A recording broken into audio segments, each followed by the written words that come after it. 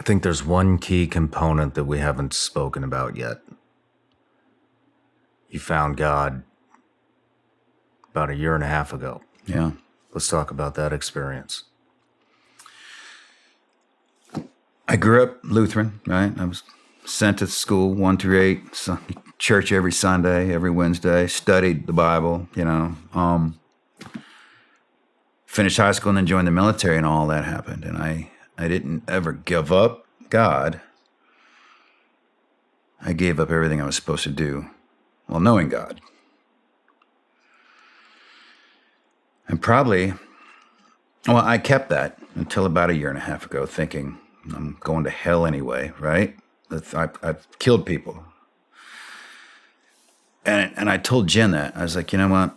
I've killed people.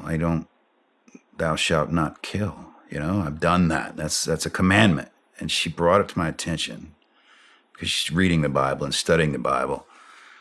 It says, thou shalt not murder.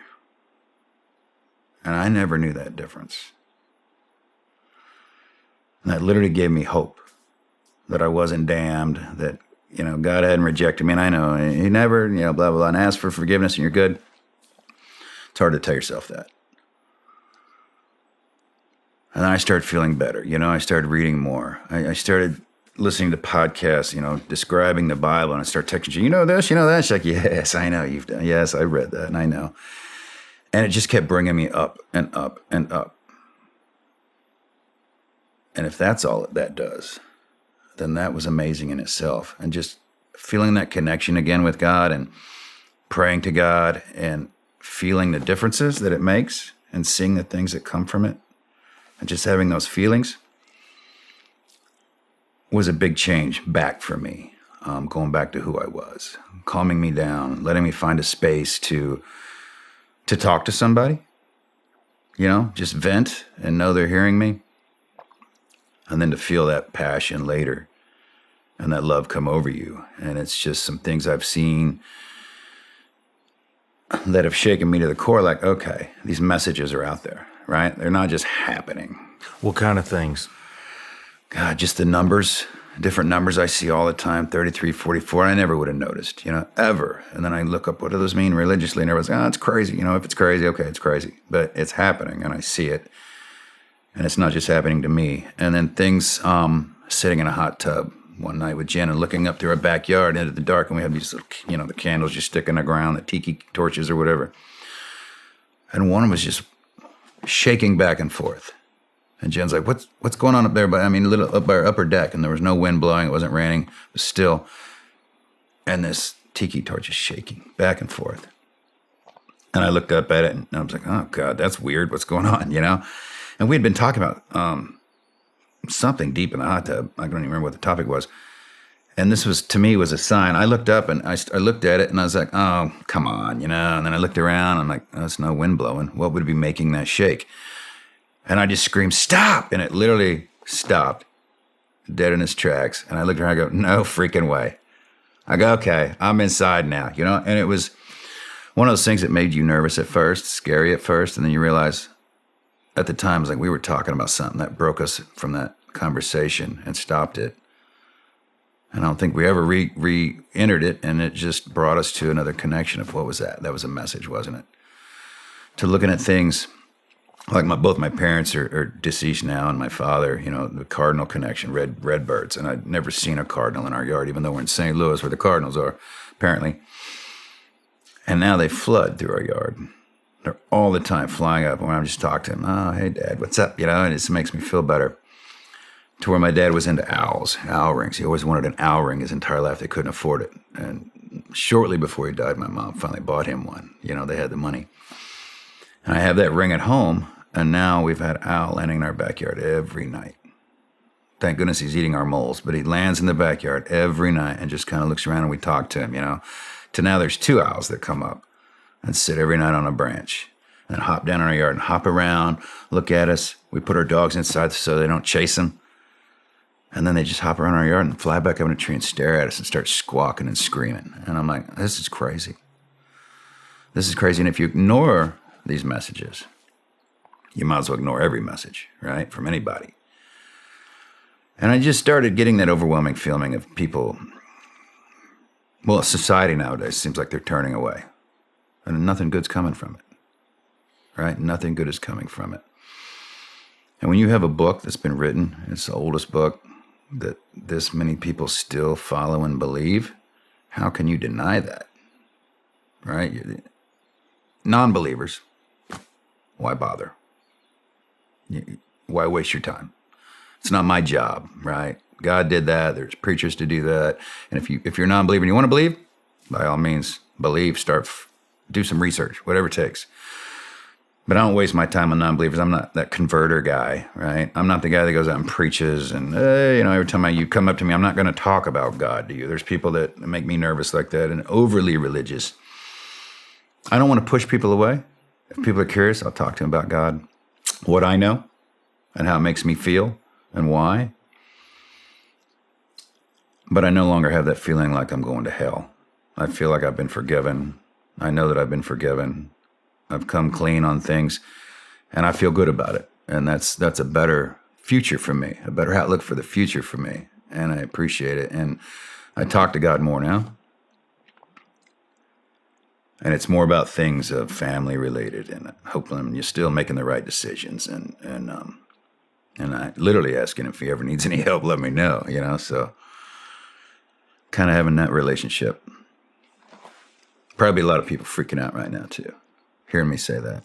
Well, maybe, but people that know me, I think that, thinking like, whoa. What do they say? Attraction's always better than promotion. And I think just by talking about your relationship with God, that's enough to make somebody come to him. Maybe not everybody, won't be everybody, but you got a lot of people to look up to you, man. A ton of people, whether you like to hear that or not. Veterans, guys at the unit, guys wanting to go to the unit. I mean, people are going to hear your story and they're going to want to join the Army, and some of them will wind up at the unit because you just sat in that chair, and the same thing's going to be with people coming to God. Yeah, a lot of people are going to dismiss it. They won't want to hear it, but there'll be a handful that's all they needed. They just needed to hear Tom Satterly talk about it. And I do think there's one thing. I mean, who do you think intervened that night in the parking garage, or that day in the parking garage? Yeah, God. He does everything. So there are no coincidences, right? No. He didn't want me dead. He knew there was more for me. And I know that now. That my days weren't over. I hadn't done my best yet. And he kept me around long enough to see that. Do you feel like you're doing your best now? I'm trying. I'm always trying to do my best. Is it my best? No, I'll always keep trying to do better. Well, Tom, it's been a hell of an interview, man.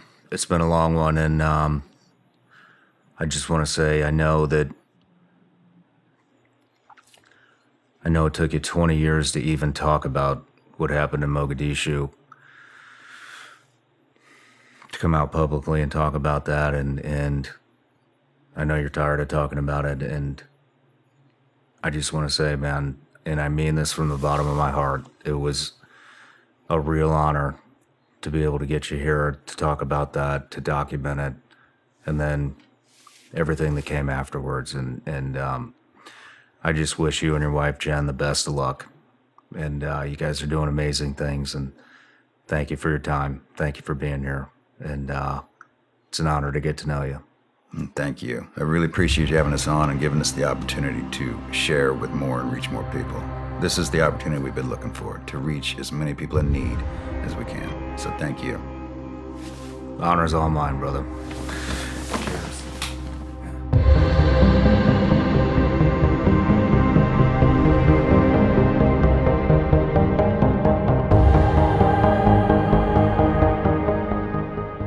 Hey everybody, I'm Shawn Ryan. Click here to subscribe to the Shawn Ryan Show YouTube channel for the hottest and most compelling interviews that you will not see anywhere else. I've also made a playlist of all the previous SRS episodes, so they're easy to find. You can find that right here.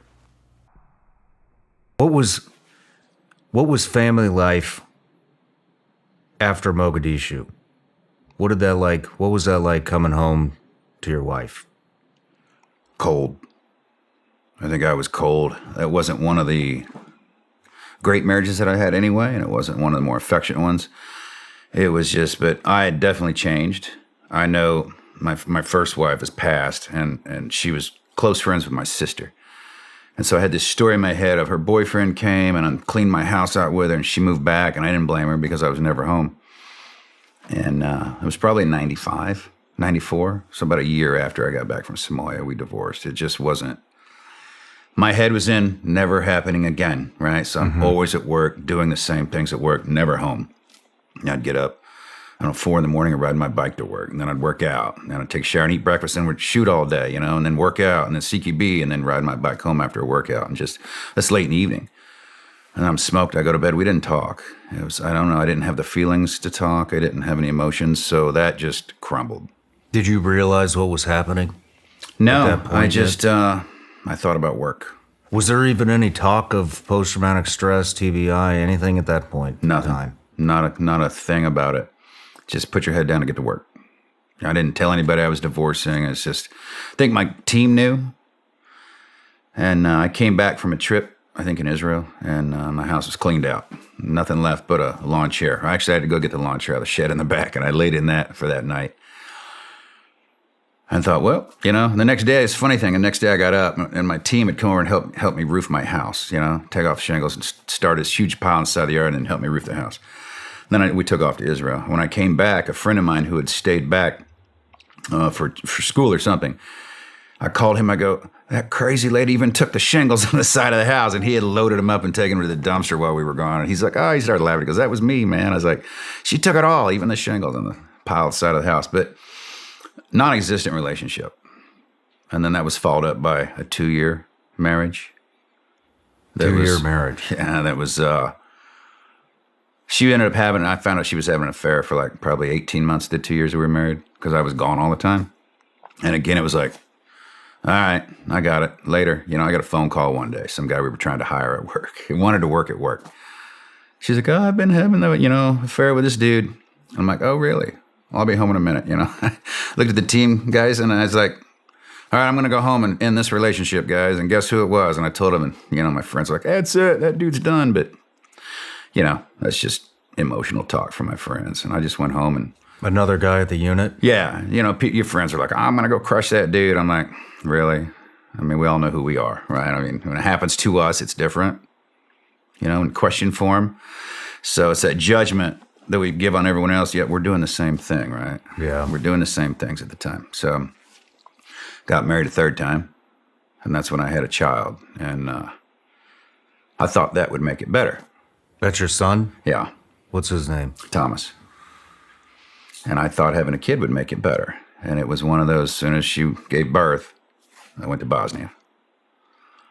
Gone for 3 months, and she had postpartum. I didn't know at the time her mother had to come over and help her. She was having suicidal ideation, trying to take care of this kid. I never got told any of that until later. In that relationship, maybe on average, relationship, still always gone. When I'm home, I'm training. When I'm home, I'm really not mentally home. I'm thinking about what's next. So again, over 10-year period, we grew apart, and that took me through retirement. And then, like I said, probably about 2 weeks after the day I retired, I was in Amman, Jordan for 1.5 years. So it was one of those, we'll make money and that'll make it better. And I still didn't try to get help. I drank everything in Jordan. It was just all the guys with me, all SF guys, retired, all the same. Everyone the same. Hiding it, drinking it away. Every now and then you'd hear little stories and you're like, oh, I kind of get it, And back to drinking it away. When did you start the medications and the coping and with it when you were in? One time, one of the docs called me in the office, and I was having issues at work. Like I couldn't focus. I never slept. I was just always wired. And I started noticing I'm wound tight. I went and talked to one of the docs and told him how I was feeling. He's like, oh, here, Prozac, you need this. Congratulations, you lasted longer than I thought, you know? And I was like, oh, what's everybody on Prozac here? And I started taking it. And that's the first time I started taking naps in the middle of the day. I'm like, man, I need to sleep. And I just started feeling like a zombie. So I think 2.5 weeks after taking it, maybe a little longer, I just stopped taking it because I didn't like it. And I think a couple weeks later, I went and told the doc, hey, he's like, how you doing? I'm like, I quit taking that shit. He's like, you need to taper off that stuff. Well, I go, I could just quit it, you know? And I had issues after quitting it, but I didn't want it. I didn't want to feel that way. You know, I felt like I was, you know, dulling my blade or something. So I didn't want to take that. So I refused. I didn't look for any treatment after that. I thought, well, it's just going to make me asleep, make me a zombie. I don't want to be that zombie. I need to be awake and do my thing. So I didn't take anything after that until after I met Jen and until after I had nearly ruined everything with her, right? Then there's money. There's just so many aspects to getting out, you know? And so what was, I mean, I've been in the SEAL teams, I've been in the agency, I've interviewed guys from just about every unit there is. And I will say that as toxic as I think the SEAL community is, I think that the Delta community is definitely the most toxic from my vantage point. And I've interviewed a number of you guys. Nobody seems to leave there on good terms. If they do leave there on good terms go to shit later on. And I'm wondering, what is the interaction between you and the unit and some of your old teammates, friends? You know, a lot of us consider them family. What was that like when you left in Jordan?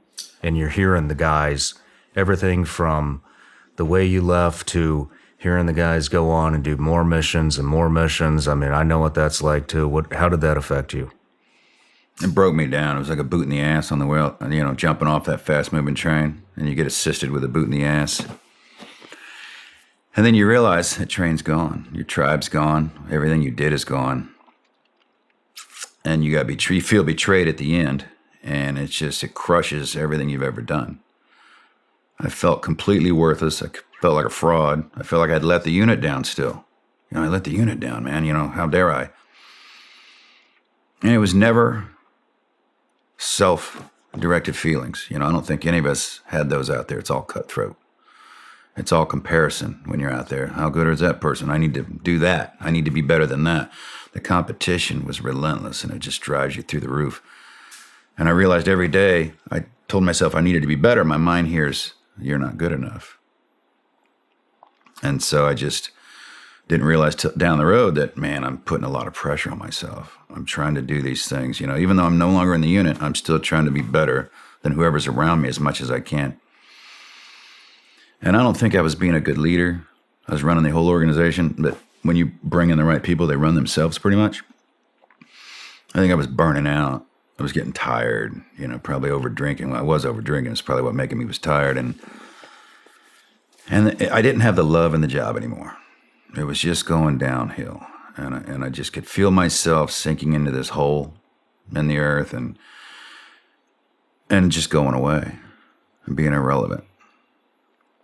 And I was grasping for relevancy. I was grasping for attention. I was grasping for someone to look at me and say, hey, you're okay. You're good to go. You know, you're cool. And when you leave, nobody does that. Do I have friends in the unit now? No. Do I know a lot of people from the unit? Yes. Do I have acquaintances? Yes. I have very few friends from the unit that I talk to. I check up on a lot of people. But whether it was the book that came out and people were pissed for not knowing what was in it, right? Unless they read it, then they wouldn't be pissed. Or for just the loyalty to the unit. Or, you know, when the older guys, when they got out, it's just they kind of move on with their lives after a bit. And so there's the transition of you getting out, you're listening to the news, you're texting your boys, who's that? Is that you? Who got killed? You know, was that us? You know, wondering, trying to stay relevant too. You know, no more texting. no more connection, no more, that brotherhood is gone. The train's moved on, and you move on with your life, and other guys move on with their life, to where I don't even want to go back to the unit. I hadn't much for the annual informals and formals. Just sick to my stomach. Just sick to my stomach to go back and think what's going on. Even going back to Fort Bragg makes me sick to my stomach. I could feel the testosterone. I could feel how I felt back then. When we go back now, we stay out in Southern Pines. I have to get away. I can't be around the 82nd dudes, military guys that's stacked on top of each other, drinking, and I can't be around that environment anymore. It's just toxic to me. So I choose to stay away from that and enter into a more calmer, a gentler life. And that's helped a lot. Giving up who I was and accepting who I can be. And not thinking I peaked, I'm going to peak doing this. I think I've saved more lives doing this than I ever did working. I think you're right. At least American lives, Let's move on past, we had covered talking to Jen. You guys bet. Had your first kiss in the Connex box. How romantic. Yeah. At night, it was hot as hell, yeah. But how did that, I know that you guys started off pretty rocky, correct? Very rocky. Like rock stars, partiers. We were probably using each other, I think we were using each other, not knowing what it would be. She was a partier too, huh? Oh, yeah. She didn't deny anything we were going to go do. She hung in there, actually. And that was impressive. She would hang in there with us and still give it to the guys who were doing wrong, when they wanted help. She wouldn't be one of those wagging fingers at people, but just kind of make you think about what you're doing, and that's what attracted people to her, to start talking to her about what's wrong with me, by the way. You noticed it. What's up? Why do I feel this way?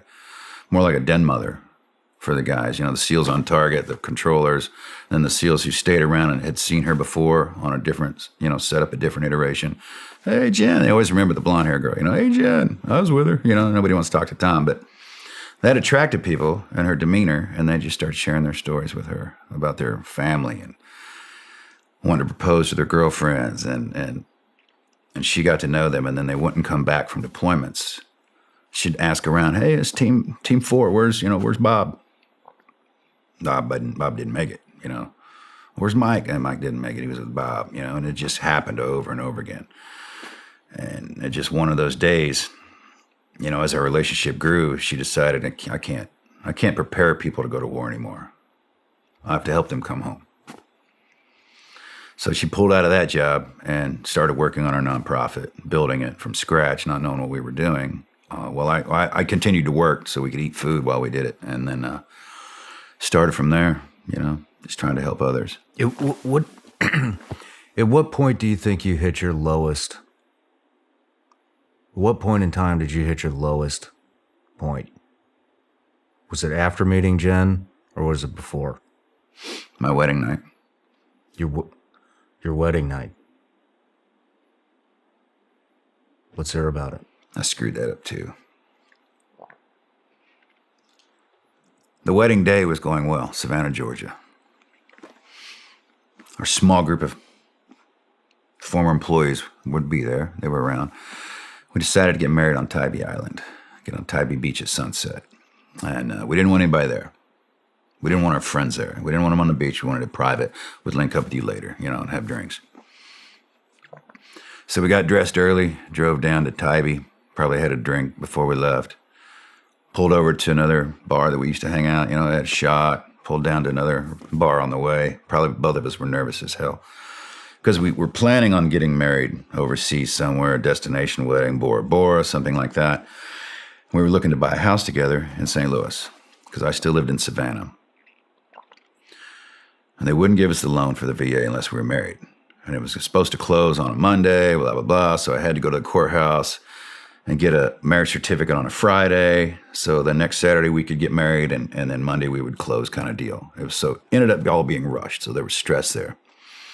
I learned out later, the stress of changing jobs, the stress of buying a home, the stress of getting married all at one time. It was just all piled on us. So we had another drink, and then we went on down for the ceremony. And there was a photographer and a priest or a chaplain, whatever who he was down there. Beautiful sunset ceremony. It had been raining before that, so the beach had cleared. We were the only ones on the beach, and the rain cleared up, and it was a nice little orange sunset. We got some beautiful photos, got married. And then went and met our friends. And that's when I don't remember a lot of it. I ended up talking to one of our other employees' wives all night. I didn't even remember that. I didn't even consider what was happening. It was just another day for me, right? Just another day. And I ended up getting drunk. And I didn't do a first dance with my wife. All the traditional things that she wanted, I was like, whatever. And what is that? I didn't consider it. She got mad, obviously. Started to tell me about it. And of course, when you shame me or tell me I'm wrong, I go straight to rage. So I was screaming at her as we're walking home. We enter the lobby. I don't even remember this. I heard it later that one of the people in the lobby are like, "Are you okay?" Because I'm yelling so loud because I don't care anymore, right? I don't care where I'm at. I don't care what I'm saying. I'm talking. Listen. Made our way all the way up to the bedroom. I think I threw a makeup case across the room, screaming and yelling, and I ended up waking up on the floor the next morning. And I'm like, oh, shit. That probably didn't go well. And she came out of the bathroom, sat on the bed, and she said, well, she's holding our paperwork. We hadn't turned it into the courthouse yet because it was a weekend. She said, I'm going to hold on to this. I may not turn it in. I'm going to fly home. We're going to think about this, and this may not last. And I crushed me inside. That, man, I blew this. I had this and blew this one in a day, basically. In this day, I blew it again. And that was my worst day and the start of my best life. Because that's when that's when I made the promise to do something. That's when I was below rock bottom.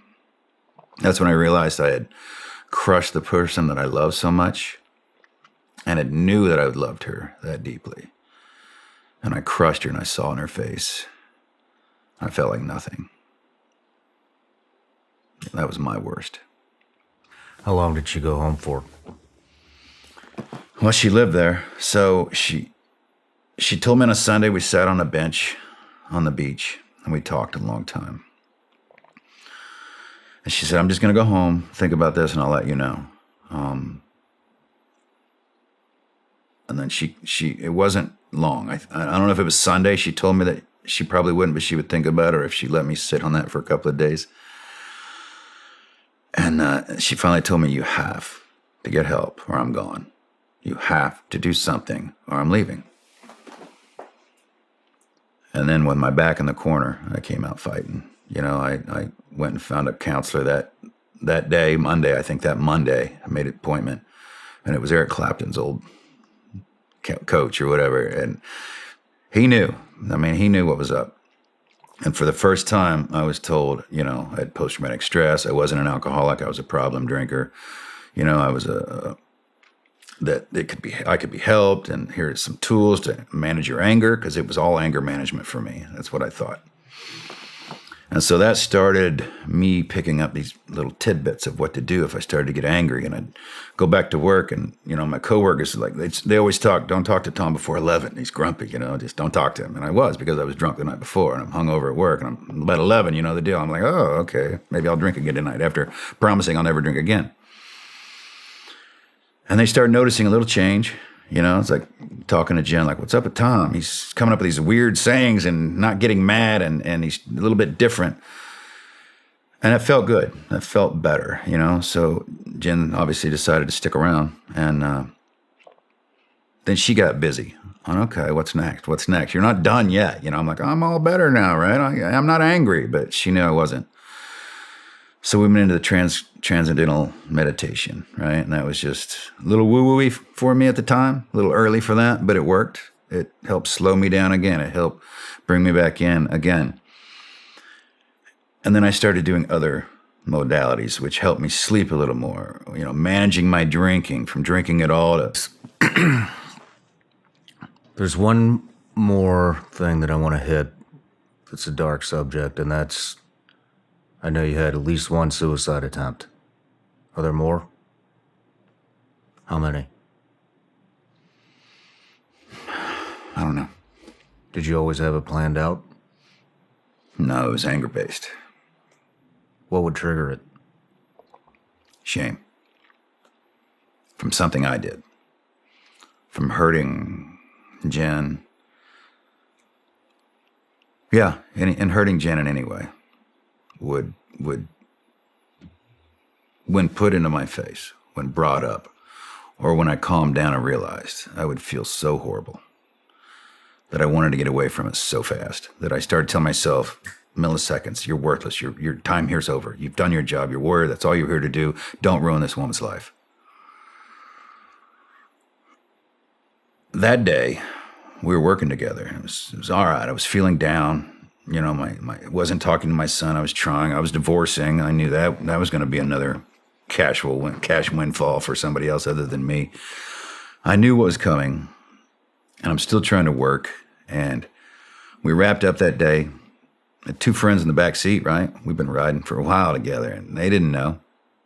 They didn't know I'd been down that day. They jumped out of the car in the parking garage, like, see you at the bar, like always, you know? And Jen, I found out later, knew that day, all that day, that I was off. I wasn't the jovial self that I normally was. I wasn't charismatic. I was just kind of quiet.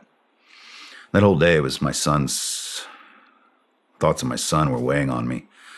Not the fact that I was getting divorced, the thoughts of what a shitty father I had been. And here I am again, right? Leaving his mother. And we got to that garage, and my two friends took off, and then Jen, I normally helped her carry stuff in. She was starting to grab her bags, and I said, I got to make a phone call. You know, in the parking garage, I'm going to make a phone call. And I just said that to get alone. I just needed to be alone. As soon as she turned the corner down the hallway, you know, from the parking garage, I pulled my pistol out. And when I charged it, you know, I was looking around like I'm going to get in trouble, and I didn't want to be seen. And then I remember thinking, oh, the poor people in the rental car company that finds this car.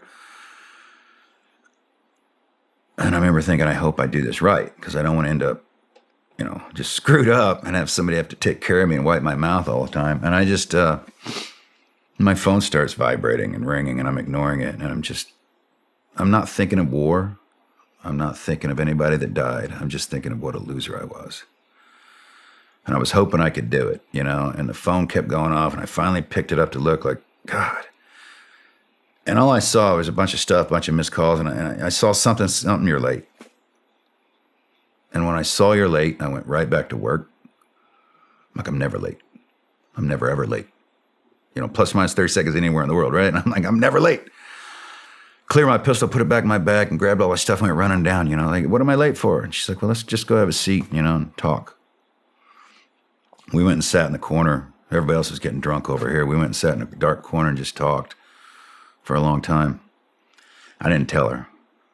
I didn't want to tell her. I thought I'd never do this again. I was crazy. It was terrified me. It literally terrified me, thinking of how close I was. And I think 2 months later I told her, and it really struck her. It really struck her. And that might have been the breaking of her wanting to help people. It might have been like one of the push things that pushed her over the top. And then there's been times, I mean, obviously I got to work after our wedding night, but you know, it's a long process. You got to be diligent. You got to be patient. And I wasn't patient. I wasn't getting well quick enough. Jen was new to it. So every time I did one thing, she wanted me to do another. And then she'd ask another. And to me, I'm hearing I'll never be good enough. She keeps wanting me to do more, which means I'm not getting there. And fights would break out over, I don't know. I couldn't tell you what they were for. They were stupid. They were all stupid. But I would go to shame, embarrassment, and then want to end it. You know, screw this, I'll just, and I'm banging a pistol off my head. I've grabbed it from underneath the couch or underneath the mattress before, going to the lockbox and just smacking it off my head, just banging it off my head, screaming, I just want to do this right in front of her. Never considering what it was doing to her. I didn't care about me, and I cared about her, and I hated me for hurting her. She said, cycle, you know, how do I break this cycle? Not on the bad side. And we just kept going. We just kept going. And her patience just kept pushing and pushing, and her kindness and love, no matter how much I pushed her away. she came back strong, and she kept offering different alternatives, and I just kept taking them. Even while we were going through this, people on Facebook and social media were like, "You guys are the best couple, you know, blah blah blah. You're the, you know, the epitome of relationships." And I'm like, "Don't you know what Facebook is? Take Facebook and apply it to your life." We don't get on there and go, "Man, we're fucked up. We fight all. I'm sorry. We fight all the time, you know. And we scream at each other." I mean, we kind of do now, and we did in our books to open people's eyes. But back in the time, it's just happiness, right? Everybody does happiness, the good side. So I think that's hurting people, not realizing there's a bad side too. And that side needs the attention. The good side is getting attention. The bad side needs attention. And that's where we need to pay attention. So we're honest about everyone. Hey, our life isn't like you see. We post other things now. We talk about other things now, but be aware that our life is not perfection. We're not those people that get on stage and talk about the things we're not doing. And we're also not those people who are perfect.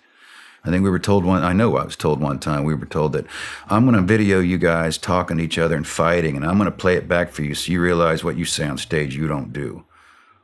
You think Brene Brown's perfect? Doesn't feel shame? Think Tony Robbins doesn't feel like shit sometimes? You know, or does counter to what he preaches? We all do. But we get back on the horse and we try our hardest to get back, you know, in the race.